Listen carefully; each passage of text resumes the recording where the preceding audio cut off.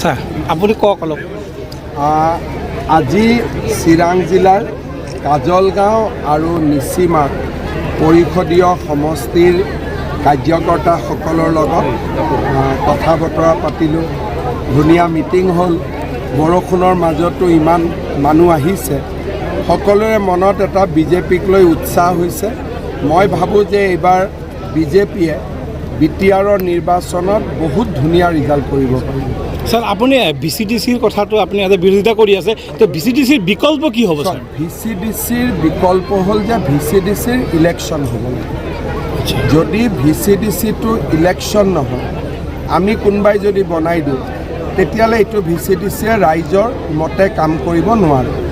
অসমত যেনেকৈ পঞ্চায়তৰ ইলেকশ্যন হয়, তেতিয়া 5 বছৰ মূৰে মূৰে ইলেকশ্যন হ'ব, মানুহে বেয়া কাম কৰিব, ভয় কৰিব। সেইকাৰণে বৰ্তমান যেনেকৈ VCDC চলি আছে, এই ব্যৱস্থাটো ঠিক নহয়। ইলেক্টেড হ'লে তেতিয়া ৰাইজৰ কথা শুনিব লাগিব আৰু ৰাইজে সুবিধা পাব। এতিয়া কোন VCDC আমাৰ লগতে লিষ্ট নাথাকে, গমেই নাপাওঁ। পিছত শুনো ইয়াত আহিলে যে আমাক VCDCয়ে অৰুণোদয় নিদিয়ে। অৰুণোদয়টো আমাৰ আছে, এইটো দিয়া নিদিয়াৰ মালিক VCDC কেনেকৈ হ'ব পাৰে? গতিকে এই ব্যৱস্থাটো বিটিআৰত পৰিৱৰ্তন হ'ব লাগে আৰু ইয়ে বিটিআৰত দুৰ্নীতিৰ মূল।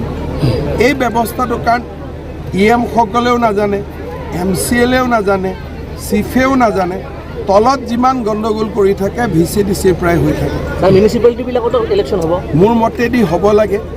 আৰু এই কথাখিনি আমি বিটিআৰত আলোচনা কৰি আছোঁ।